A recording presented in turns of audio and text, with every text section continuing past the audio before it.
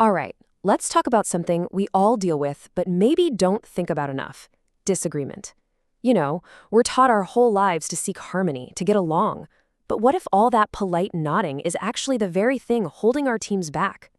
This right here, this is the core idea we need to wrap our heads around. Think about it. When you get a bunch of really smart, capable people in a room and they all look at the same problem differently, that's not a sign that something's broken. That is the sound of intelligence at work. It means people are actually thinking. The most dangerous teams aren't the ones arguing, they're the ones who've gone quiet. So what's the deal then? If it's so valuable, why are we so terrified of it? We've all been in that meeting where everyone pretends to agree, and then the real conversations happen in Slack messages and whispers in the hallway later. It's this culture of polite silence, and it's quietly killing our very best ideas. And that silence, make no mistake, it isn't free. So in this first part, let's dig into the very real, very high price that organizations pay for trying to avoid healthy conflict. Here's the trap we all fall into. We chase this idea of alignment because, it feels efficient and clean. But real, durable alignment isn't something you start with. It's something you earn through debate. If you get to an agreement too quickly, it's often a red flag that someone with a crucial perspective just shut down, and you're left with this brittle, artificial agreement that's just waiting to fall apart. And you can see the tangible costs laid out right here. When you silence dissent, innovation just plummets. Your ability to spot risks slows to a crawl because no one wants to be the one to raise the alarm. And maybe the biggest cost? Your best people leave. Top performers, the people you want to build around, they crave rigorous debate. A culture of quiet compliance absolutely drives them away. Now, this is a really critical distinction we have to make because we confuse these two things all the time. Emotional comfort is about the absence of tension. But psychological safety, that's about creating a container that's strong enough to handle tension productively. A truly safe team isn't one where everyone always feels comfortable. It's one where people have permission to be uncomfortable in the pursuit of a better answer. So, if avoiding conflict is so bad for us, how should we be thinking about it instead? This next section is all about a fundamental shift in perspective. Here it is, the big reframe. Disagreement is not drama, it's data. In fact, it's the most honest data set your organization has. Every single objection, every, hey, wait a minute, is a gift. It reveals a blind spot, a variable you missed, or a risk you weren't seeing. The moment you start seeing friction as valuable feedback, everything changes. I just love this quote because it is so sharp and so true. A meeting that ends with quick, easy agreement isn't a success story. It's often a sign that the team just gave up. They stopped being curious, they stopped poking at the problem, and they settled for the easy answer instead of the right one. Okay, so we've covered the why, we get it, disagreement is good, so now let's get practical. How do you actually disagree in a way that's productive and not, destructive?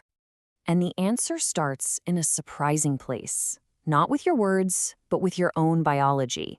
Before you can even begin to manage a difficult conversation, you have to manage the chemistry happening inside your own body. Because when we feel challenged, our brains get flooded with cortisol, our heart rate spikes, it literally feels like a threat. So the first step to disagreeing well is learning to regulate that storm inside you. And here's a super simple, practical framework for that. 4 steps. First, just notice the physical signs. Is your jaw tight? Is your stomach churning? Second, name the emotion. Give it a label. This is frustration. This is anxiety. Third, normalize it. Remind yourself, okay, this is a normal human reaction. And that creates just enough space for the 4th step, to navigate. You get to choose your response instead of just reacting on instinct.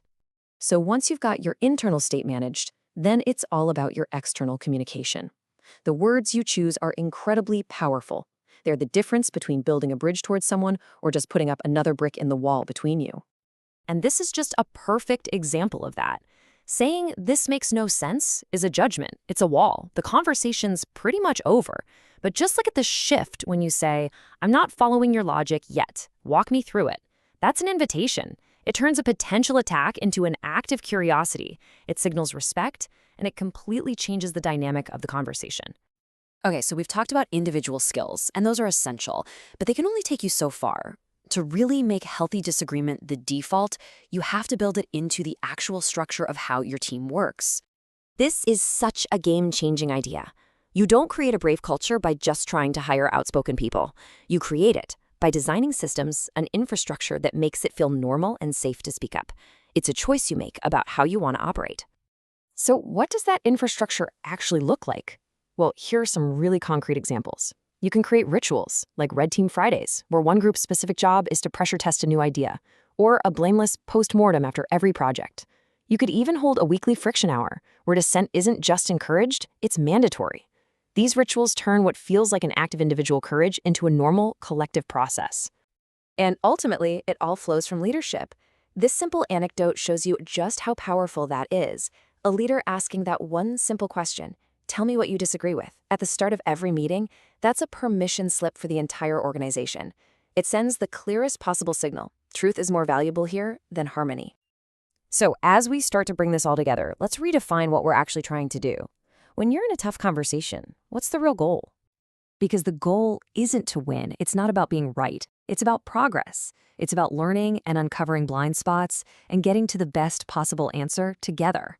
And that can only happen if you find a way to keep the conversation going, even when there's a little bit of friction. And maybe this is the most important takeaway of all. Silence is easy. It's passive. But disagreeing well, risking that moment of discomfort for the sake of a better outcome, that is a profound act of care. It's you saying, I care enough about this work, this team, and this mission to say the hard thing. And that is always, always a conversation worth having.